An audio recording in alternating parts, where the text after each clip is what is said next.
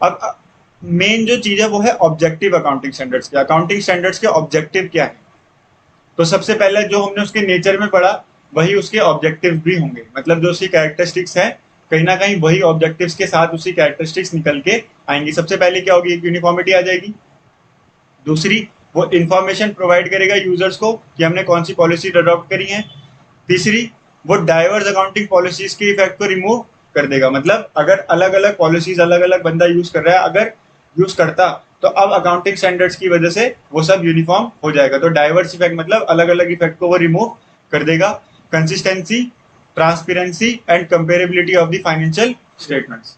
Financial statements comparable हो जाएंगे, transparent हो जाएंगे और कंसिस्टेंट हो जाएंगे। And the last objective, reliable होंगे और क्रेडिबिलिटी होगी हमारे फाइनेंशियल स्टेटमेंट से, मतलब हम उस पर भरोसा कर सकते हैं, रिलाय कर सकते हैं। तो ऑब्जेक्टिव सिंपल है, याद हो जाएगा।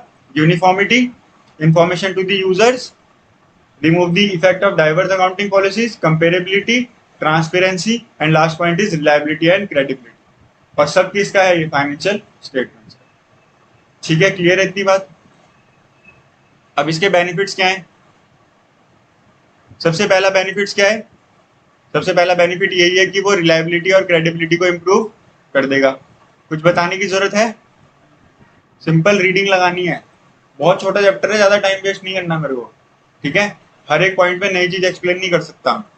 ठीक है, कोई लाइन कोई वर्ड समझ नहीं आएगा तो तुम पूछोगे, ऑलरेडी हम एक बार ये कर भी चुके हैं। ठीक है, हर्षित समझ आ रहा है? कॉम्प्लिकेटेड तो नहीं लग रहा कि भैया ये क्या है? ये समझ आ गया ना अकाउंटिंग स्टैंडर्ड्स क्या होते हैं? अकाउंटिंग स्टैंडर्ड्स क्या है? अकाउंटिंग स्टैंडर्ड्स वो सेट ऑफ रूल्स रेगुलेशन हैं, वो स्टेटमेंट्स हैं जो हमें बताती हैं कि हमें हर ट्रांजेक्शन या इवेंट को अपनी फाइनेंशियल स्टेटमेंट में कैसे रिकॉर्ड करना है। तुम्हें अकाउंटिंग स्टैंडर्ड्स कितने होते हैं, कौन से अकाउंटिंग स्टैंडर्ड्स में कौन सी पॉलिसी लिखी हुई है, वो पढ़ने की जरूरत नहीं है। अकाउंटिंग स्टैंडर्ड्स क्या होता है उसकी डेफिनेशन याद करनी पड़ेगी, मैंने समझा दी है। कैरेक्टरिस्टिक्स के पॉइंट्स याद करने पड़ेंगे, ठीक है, और ऑब्जेक्टिव्स याद करने पड़ेंगे, इंपॉर्टेंस याद करनी, ये सब तुम्हें याद करना पड़ेगा। लेकिन ये भी कोई बहुत बड़ी कहानी नहीं है।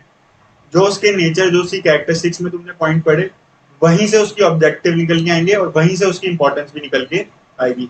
जो उसकी विशेषताएं होंगी उन्हीं को बेस बना के वो अपने ऑब्जेक्टिव्स को फुलफिल करेगा।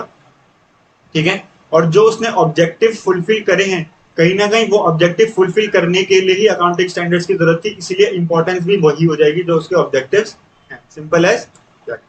समझ आ गया? सेकंड पॉइंट क्या है कि ये कंसिस्टेंसी और कंपेरेबिलिटी को इंश्योर करता है। इंपॉर्टेंस को लिखना इस तरीके से है कि वो इंपॉर्टेंस लगे। अकाउंटिंग स्टैंडर्ड जरूरी इसीलिए है क्योंकि वो कंसिस्टेंसी और कंपेरेबिलिटी को इंश्योर करता है। जब ऑब्जेक्टिव लिख रहे थे तब ऑब्जेक्टिव में लिखेंगे कि अकाउंटिंग स्टैंडर्ड्स के ऑब्जेक्टिव ये हैं कि हमारे जो फाइनेंशियल स्टेटमेंट है वो कंसिस्टेंट हो, कंपेरेबल हो।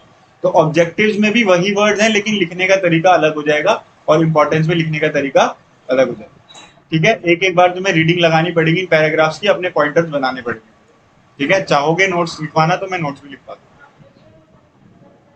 थर्ड पॉइंट इज कि वो कॉन्फ्लिक्ट रिजॉल्व कराने में हेल्प करता है फाइनेंशियल इंटरेस्ट की वेरियस ग्रुप्स में। मान लो दो ग्रुप्स में अगर कॉन्फ्लिक्ट हो जाता है किसी भी फाइनेंशियल आइटम को लेके, तो अगर हमने अकाउंटिंग स्टैंडर्ड्स फॉलो करे हैं तो वो कॉन्फ्लिक्ट ऑटोमेटिकली रिजॉल्व हो जाएगा। ठीक है, sometimes there is a conflict of financial interest among the various groups interested in the financial statement. For example, shareholders and creditor may have opposite interest in assessing the profitability and net worth of an enterprise. Accounting standards are helpful in resolving such conflict because financial statement drawn up on the basis of accounting standard will be accepted by all the groups. जो creditors हैं वो firm का या किसी भी company का चाहेंगे कि प्रॉफिट अलग तरीके से निकले, जो मालिक है वो चाहेगा प्रॉफिट अलग तरीके से निकले। लेकिन अगर दोनों ने, मतलब अगर हमने अकाउंटिंग स्टैंडर्ड्स फॉलो किया है तो अकाउंटिंग स्टैंडर्ड जो बोलेगा वो हमें एक्सेप्ट करना पड़ेगा, क्योंकि वो तो एक सेट रूल हो गया ना, वो तो एक बेसिस हो गया, तो वो हमें करना ही करना होगा। ठीक है, फोर्थ पॉइंट क्या कहता है? Accounting standard significantly reduces the chances of manipulation and fraud. अब क्या होगा? मैनिपुलेशन क्या है? हम अपने अकाउंट्स को हिला देंगे, कुछ गलत इंफॉर्मेशन दिखा देंगे या कुछ फ्रॉड कर देंगे, तो अकाउंटिंग स्टैंडर्ड ऐसा होने नहीं देगा। अकाउंटिंग स्टैंडर्ड इसलिए भी इंपॉर्टेंट है, क्यों? क्योंकि वो मैनिपुलेशन और फ्रॉड को रिमूव कर देता है। ठीक है, और ऑडिटर्स के लिए हेल्पफुल हो जाता है। ऑडिटर्स कौन होते हैं? सीए नहीं, सीए तो होते ही हैं, सीए तो ऑडिट करते ही हैं, बट ऑडिटर्स कौन होते हैं? ऑडिटर्स वो लोग होते हैं जो हमारे बिजनेस की स्टेटमेंट्स पे चेक्स लगाते हैं कि हमने सारा काम ढंग से किया है या नहीं किया है, हमने सारे रूल्स एंड रेगुलेशंस को फॉलो किया है या नहीं किया है। तो वो हमारे फाइनेंशियल स्टेटमेंट्स को चेक करते हैं। तो ये अथॉरिटी ऑडिट करने की जर्नली किसके पास ही है? सीए के पास ही है। जब तक सीए साइन नहीं करेगा, उसको अटेस्ट नहीं करेगा, तब तक वो ऑडिटेड माने नहीं जाएंगे। तो हम अगर अकाउंटिंग स्टैंडर्ड्स फॉलो करते हैं तो ऑडिटर्स के लिए भी इजी हो जाता है, उनके लिए भी हेल्पफुल होता है। ठीक है, ठीक है, पक्का। अब अकाउंटिंग स्टैंडर्ड्स की लिमिटेशंस क्या है? इनिशिएटिव को रिस्ट्रिक्ट करता है। Since accounting standards are mandatory in nature, they restrict initiative for better presentation and disclosure. यहाँ पे क्या होगा, जो हमारा अकाउंटिंग स्टैंडर्ड्स बोल देगा, हमारे अकाउंटिंग स्टैंडर्ड्स ने बोल दिया कि हमें हमें अकाउंट्स को इस तरीके से प्रिपेयर करना है, तो हमें वो फॉलो करना पड़ेगा, भले ही वो अच्छा लग रहा हो या ना लग रहा हो, उसमें प्रेजेंटेशन अच्छी शो हो रही हो या नहीं हो रही हो, एक्सप्लेनेशन शो हो रही हो ना हो रही हो, लेकिन हमारे स्टैंडर्ड ने बोला है हमें फॉलो करना है, तो हमें फॉलो करना पड़ेगा। ठीक है, तो ये हमारे इनिशिएटिव को रिस्ट्रिक्ट कर देता है। मान ले हमको बहुत अच्छे से प्रेजेंट करना आता है, लेकिन अकाउंटिंग स्टैंडर्ड वैसी प्रेजेंटेशन अलाउ ही नहीं करता, तो इसकी वजह से क्या होगा, हमारे इनिशिएटिव पे रिस्ट्रिक्शन लग जाएगा, मतलब हम कुछ भी नया करना चाहेंगे वो हम कर नहीं पाएंगे। Same is the next point, rigid in nature. Accounting standards are rigid in, rigid मतलब क्या होता है, जो चेंज नहीं होते। ठीक है, तो they restrain the accountants from using more suitable alternative solution to a particular problem.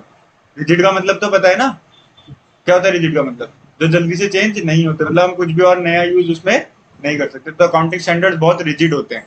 हम अगर कोई अकाउंटेंट को अपना दिमाग लगा के कुछ अच्छा करना होगा ना, तो वो नहीं कर पाएगा, वो रिजिड है, क्योंकि वो चेंज नहीं कर सकता अपने पर्सपेक्टिव को। क्यों? क्योंकि उसको अकाउंटिंग स्टैंडर्ड को ही फॉलो करना है। ठीक है, third point is historical cost पे बेस्ड होते हैं।